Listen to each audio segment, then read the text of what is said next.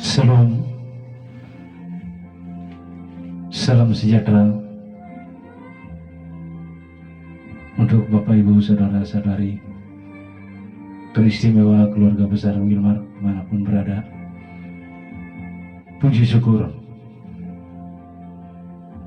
hanya karena besar kasih dan kuasanya kepada saya. Maka pada hari ini saya dalam keadaan yang sehat, bisa bertemu, bisa berbagi cerita lewat media ini tentang kesaksian saya, kesembuhan saya dari satu penyakit yang cukup mematikan, yaitu hepatitis B. Berdasarkan diagnosa dokter pada satu rumah sakit di Soe, rumah sakit swasta. Saat itu harapan hidup saya hanya tinggal 5%.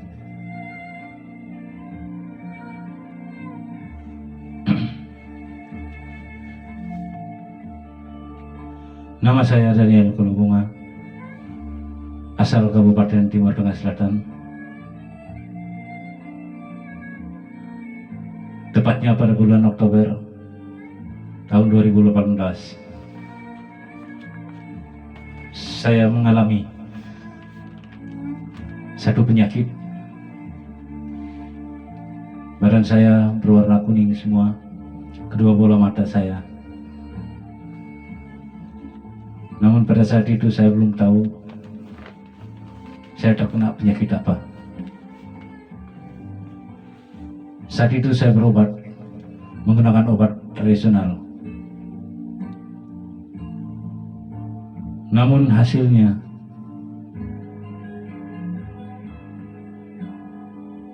tetap saja tidak berubah. Tidak ada pikiran sedikit pun saya terhadap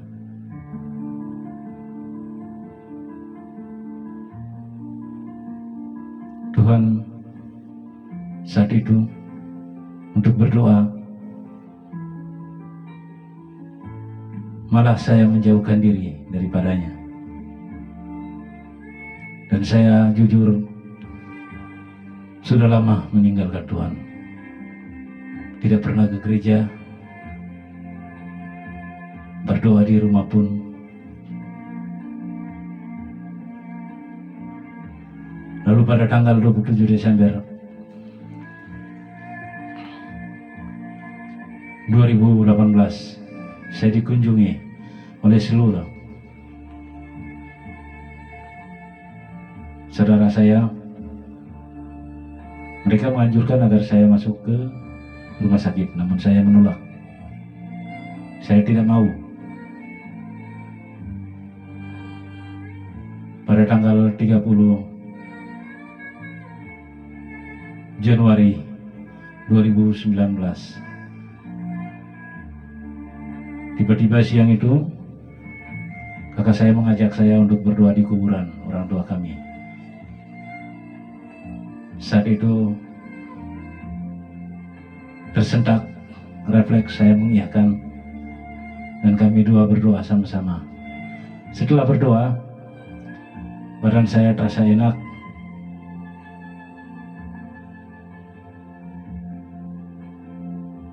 Yang sakit-sakit saya merasa berkurang.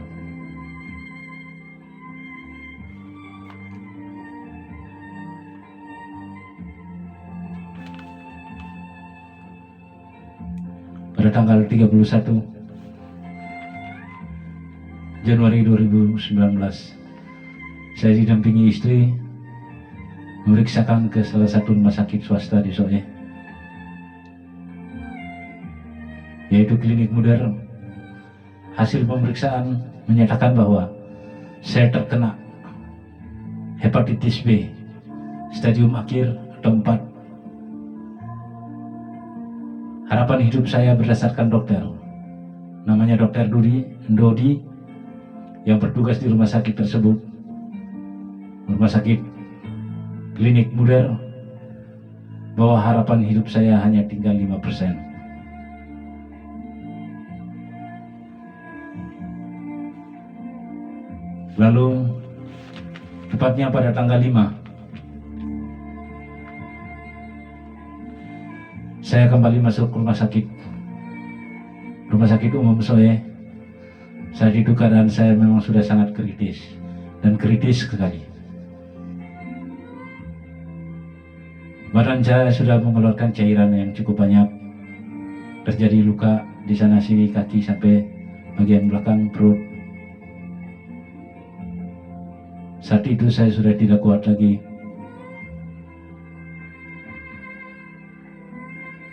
Saya ditempatkan di ruang UGD. Namun saat itu sempat saya berdoa dalam hati, Tuhan, peganglah tangan saya. Lindungilah istri dan anak-anak saya.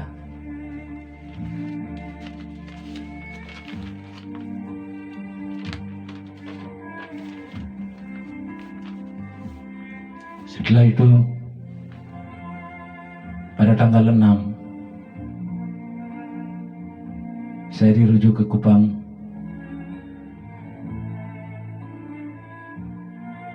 Dalam perjalanan,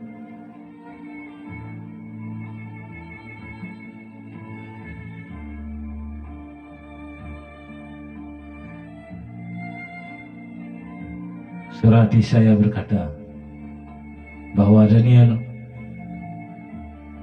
engkau akan melihat rumahku.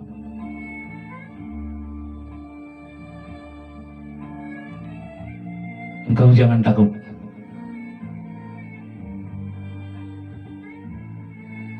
Aku ada bersamamu. Setelah sampai di rumah sakit umum Kupang, tepatnya di depan ruang UGD, saya melihat 3 ponakan saya sudah berada di sana. Mereka bertugas di rumah sakit umum Kupang. Mereka langsung segera menangani saya, dorong saya dengan kereta, tempat tidur kereta, bawa masuk ke ruang UGD. Luka-luka saya dibersihkan, dan seketika itu saya pun hampir mulai kehilangan kesadaran. Pendengaran saya mengecil, pandangan mata saya pun mulai kabur dan mulai menjauh, melihat pun sudah samar-samar. Pada saat itu, saya pun kehilangan kesadaran total. Di saat saya kehilangan kesadaran total itu,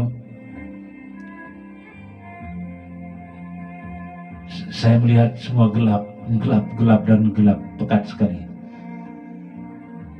Saya terasa seperti di atas air terombang-ambing.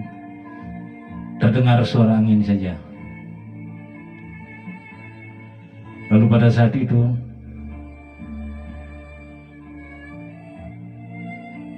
cukup lama, tiba-tiba terdengar suara menyatakan, berbicara kepada saya, bahwa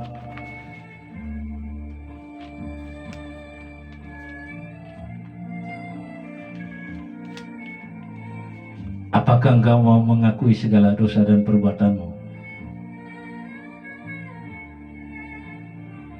Saya menjawabnya dengan menganggukkan kepala.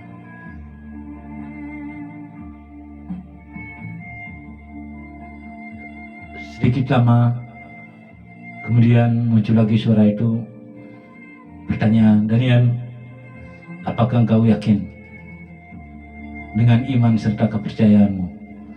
Lalu pada saat itu saya menjawab, ya, saya sangat yakin dengan iman dan kepercayaan saya.